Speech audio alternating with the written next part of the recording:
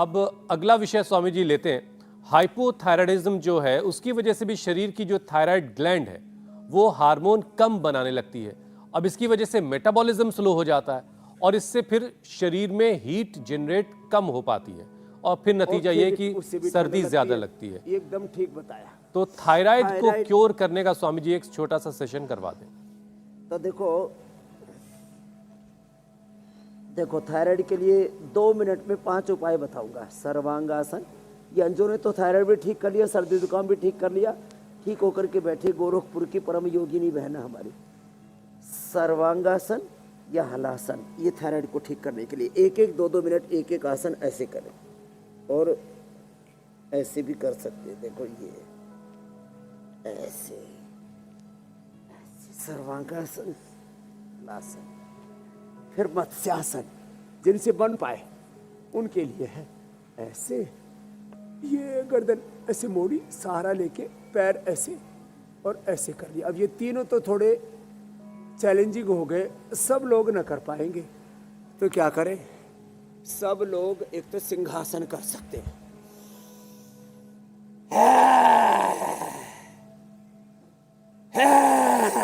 5 बार करना। एक उज्जाई,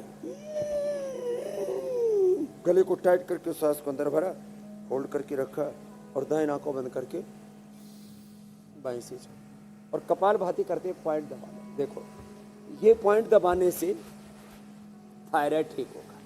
थायरोग्रिड धनिया के पानी से ले ले और धनिया के पानी से तो उसको थायरोग्रिड को ले और ये जो आपको हवन बता रहे हैं ना, धनिये में धनिया, थोड़ा सा राई, थोड़ा सा धनिया, थोड़ी सी राई ले ले, उससे नज़र भी उतर जाएगी, सब ग्रह दोष भी, वास्तु दोष भी सब उतर जाएंगे। धनिया, गाय का घी और गुग्गल, वैसे तो काचनार गुग्गल हम देते हैं, काचनार गुग्गल, काचनार घनवटी, ये पहले भी हम दिया करते थे थायराइड की बीमारी में।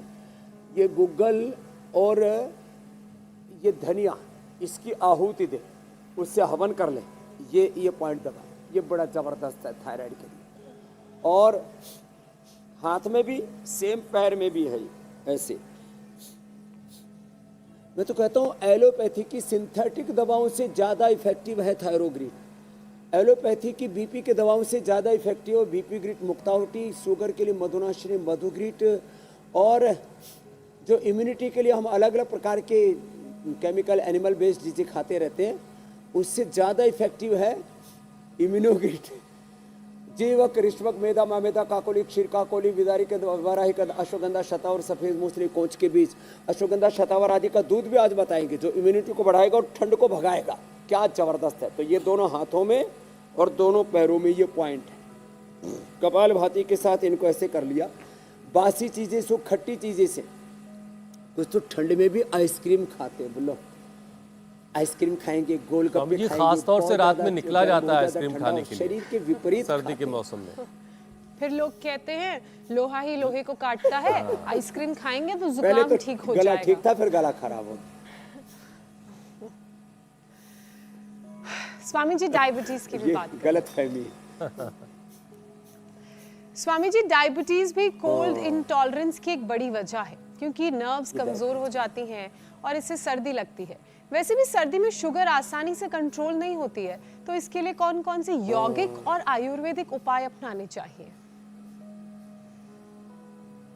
2 चीजें, एक पूछा, एक के पीछे मुझे 2 बताने पड़ेंगे। एक आपका, एक मैं मिला देता हूँ। जो थोड़े कमजोर से प्राणी हैं और जिनकी वात प्रकृति है, जिनकी कफ प्रकृति, उनको भी ठंड लगती है, तो उसके लिए तो दूध में हल्दी, शिलाजीत, च्यवनप्राश और अश्वगंधा, शतावर, सफ़ेद मूसली, वो आज अंत में बताने वाले हैं, वो बता देंगे। ये एक तो ये पॉइंट दबाई यहाँ से, बाएं हाथ में, यहाँ ये इस छोटी उंगली के नीचे, यहाँ तो आँख का पॉइंट, इसके नीचे रेखा के ऊपर हार्ट का पॉइंट, उसके नीचे ये डायबिटीज़ का पॉइंट है, उसका किडनी पर भी असर आ जाता है, तो ये और दबा ले। बीपी के लिए ये पॉइंट है। सारे ऊपर वाले पॉइंट ये स्ट्रेस के लिए है।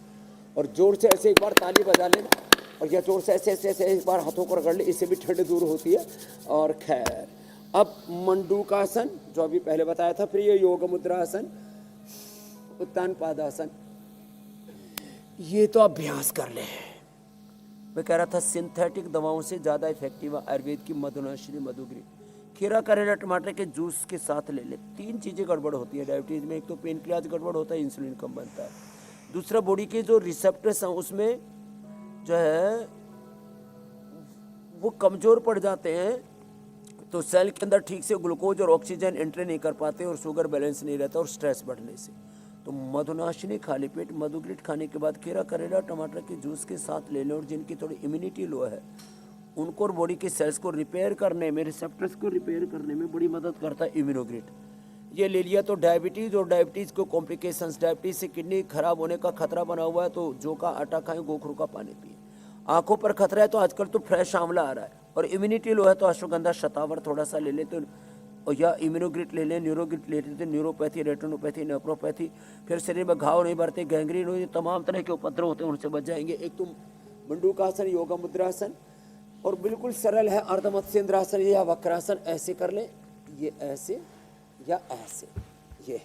और फिर पवन मुक्तासन, उत्तान पादासन भी कर लिया तो डायबिटीज़ और डायबिटीज़ की कॉम्प्लिकेशंस खत्म हो जाएंगी, ठंडा नहीं लगेगी और जो है इम्यूनिटी भी बहुत अच्छी हो जाएगी। शुगर के लिए जो मेटफॉर्मिन आदि खा रहे हैं या इंसुलिन ले रहे हैं वो धीरे धीरे बंद हो जाएंगे 3 दिन से लेकर के 7 दिन के दरमियान। ये बड़ी बात है। ऐसे और पवन मुक्तासन, इसके साथ साथ उत्तान पादासन, ये 2 आसन बहुत जरूरी है। इससे पूरा पेनक्रियाज एक्टिवेट हो जाएगा और सहजता के साथ कर लें। और इतना भी ना कर पाए ना तो कम से कम कपालभाति और अनुलोम विलोम 2 ही प्राणायाम कर लें और मधुनाशिनी मधुग्रिट 2 ही दवा खा लें। खीरा करेला टमाटर के जूस में भी हो सके तो आंवला, एलोवेरा, गिलोय, सदाबहार, चिरायता, कुटकी, गुड़मार, विजयसार, मेथी का पानी और मेथी अंकुरित खा लें। क्या जबरदस्त चीजें हैं। कपालभाति और अनुलोम विलोम।